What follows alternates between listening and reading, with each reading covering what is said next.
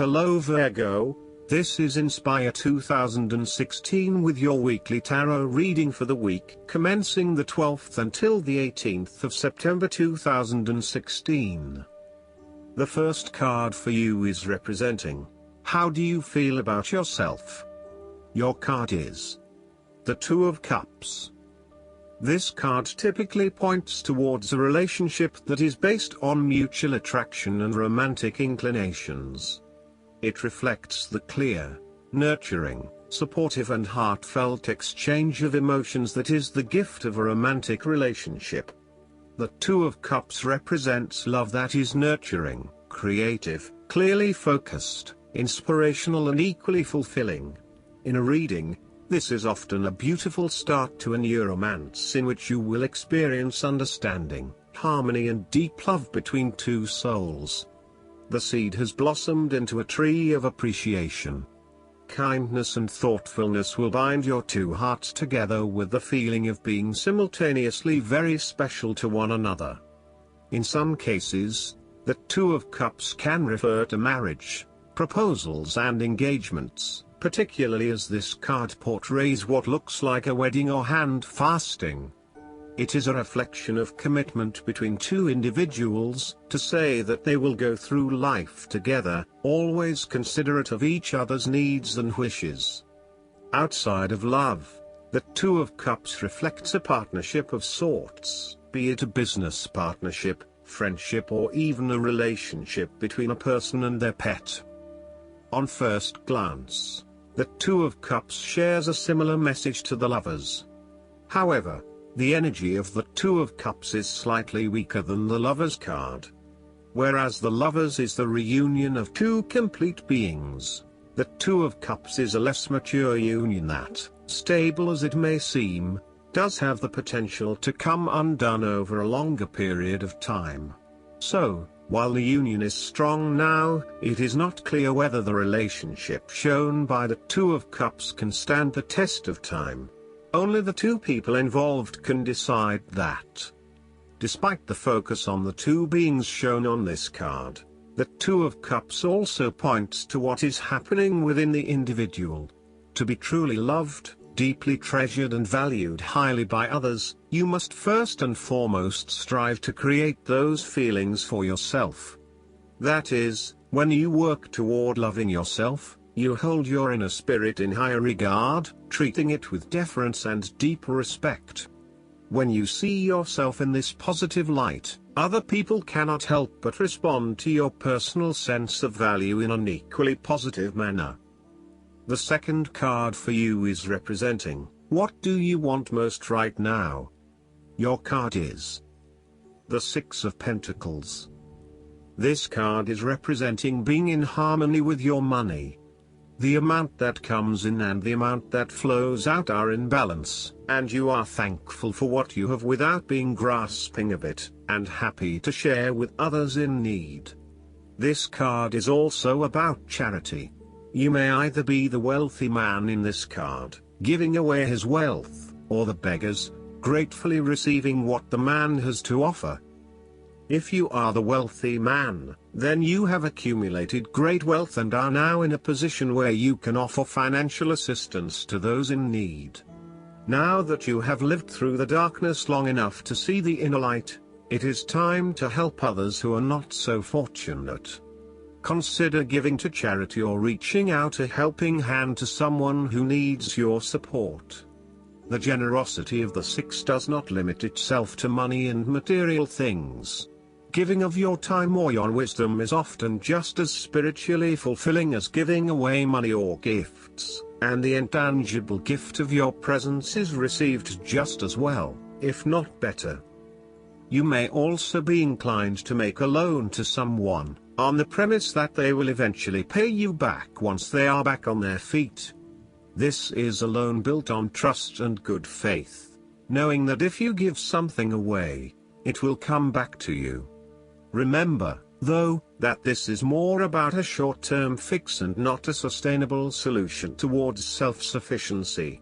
So, think about how you can financially support your family or friends in a way that encourages them to stand on their own 2 feet eventually. If you are the beggars in the Six of Pentacles, then you may be the recipient of someone else's charitable activities. This will help you to get back on your feet and to eventually repay the charitable organization or individual, either with your time or your restored wealth. You will also need to identify ways in which you can become more self-sufficient in the long run. The risk of accepting charity is that you become dependent on it and cannot look after yourself. Be mindful that you are not becoming submissive or noticeably desperate as a result of the charity that someone else is providing you. The third card for you is representing your fears. Your card is the Page of Wands. This card suggests that you have tried a few new ventures or projects, but these have not been particularly successful. You may have had a vision to start a new hobby or project, with the view that it would lead to bigger and better things, but you soon realized that you had taken the wrong approach and it wasn't leading to the growth and development you had expected. You may have started to realize that you had not really focused enough on what your goals and objectives were, and that is why you were not reaching the outcomes you wanted. Luckily, you had not progressed too far along and were able to easily retreat from those projects with limited impact. Sometimes, too, these setbacks can be helpful in testing out new territories and exploring what will and will not work for you. You may also find that your eagerness to start something new has been negatively impacted by complexities, obstacles and opposition, which has resulted in a lack of motivation and indecisiveness about your path forward. You may also be fearful of whether you can really get your project or idea up and running, or if you are just going to be weighed down by more responsibility and troubles. The Page of Wands can depict a person who is immature with a self-image problem. It could be someone who is mean-spirited and aggressive, or someone who is helpless and always a victim. This is someone who never has anything good to say, is always pessimistic, and always brings everyone down. This person undercuts your enthusiasm and your self-confidence. Often, this is a superficial, lazy and arrogant person, one who is unwilling to make an effort, and is uncooperative and impatient. The fourth card for you is representing what is going for you. Your card is the Three of Wands. Your plans are now well underway and you are starting to consider even more opportunities to expand your current plans and maximize on the potential of your future. Everything is progressing steadily and as expected, thanks to your solid planning and ongoing motivation to persist. The Three of Wands indicates opportunities to expand your horizons, through study, travel, business enterprise and learning. You need to become more aware of the opportunities that exist for you right now, as there may be more than you are aware of. To best see and take advantage of them, you must concentrate, cooperate and remain open-minded.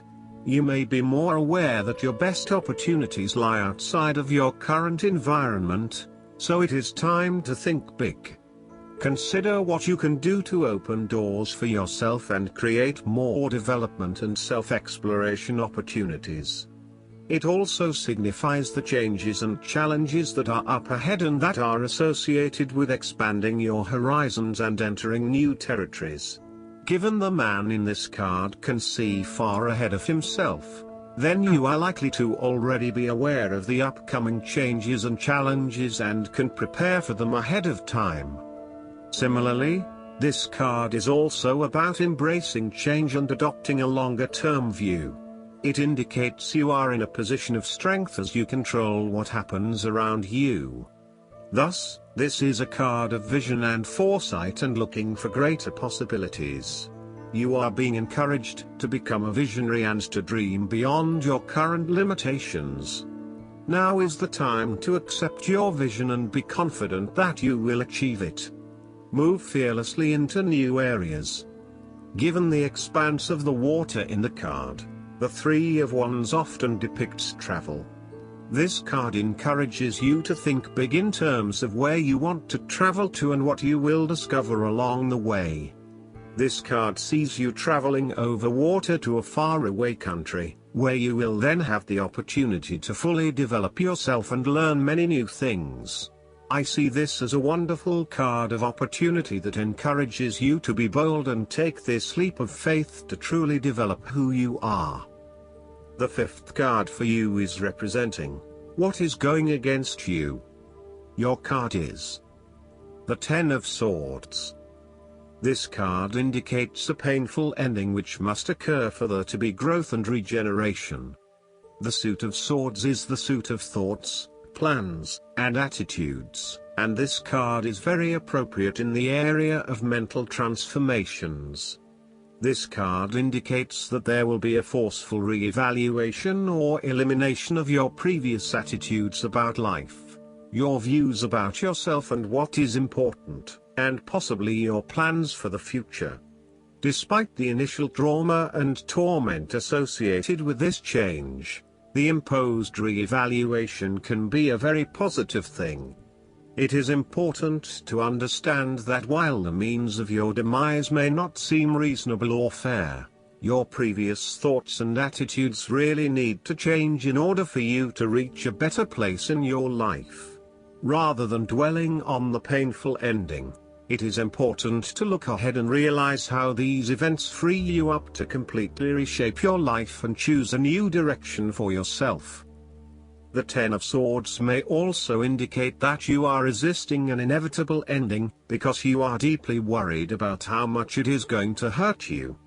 However, what you are doing is delaying the inevitable and possibly making it even worse for yourself because you keep trying to put off something that needs to happen anyway for your own personal transformation. For example, a relationship may have come to an end but you are still intimate with your ex because you cannot bear to let go.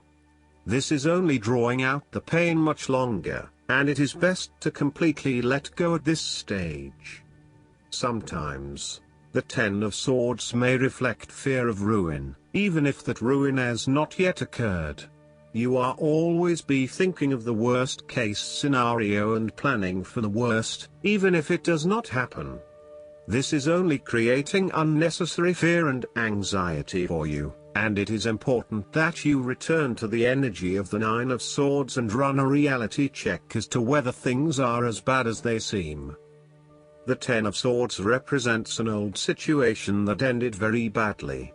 You are still carrying around wounds from that situation, but you have buried them so deeply that you do not realize they are still present in your life and still hurting you. This old pain needs to be brought up and dealt with once and for all, so you can liberate yourself from these deeply inflicted wounds.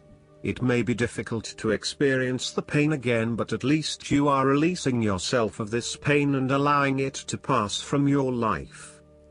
The last card for you is representing the likely outcome that you may have. Your card is the Ten of Cups. This card embodies happiness, joy, contentment and emotional fulfillment, particularly in the area of your relationships and family. It represents almost an idyllic state of peace, harmony and love where all your dreams and wishes have come true and you are delighting in your good fortune. Given it is a 10. This card indicates attainment of this idyllic state, so stop for a moment to appreciate everything that you have accomplished and be incredibly grateful for the blessings that fill your life right now.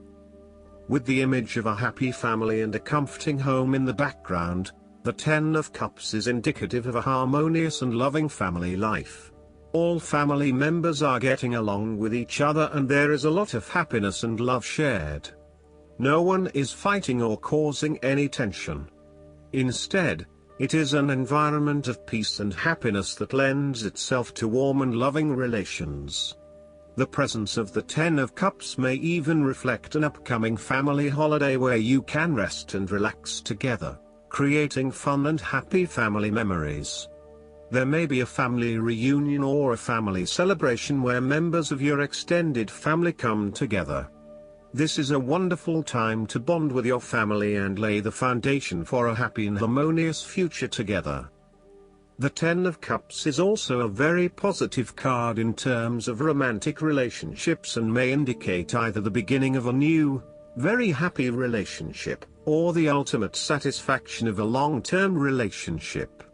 Commitment and love are the requirements of such satisfaction, yet this card promises that with the required effort a lasting love can be built.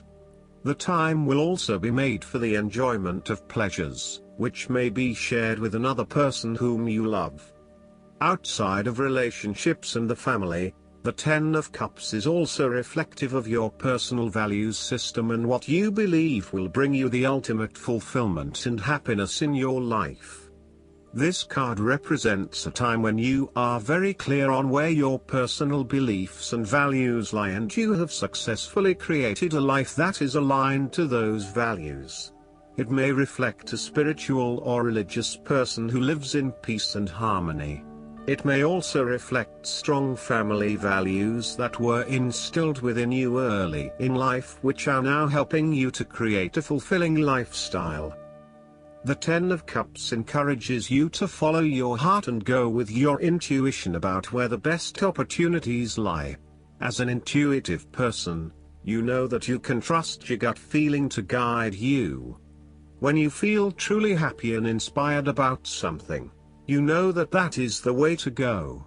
Aim to seek out opportunities that make you feel fulfilled and that are aligned with your personal values, rather than simply following the path that others expect you to take.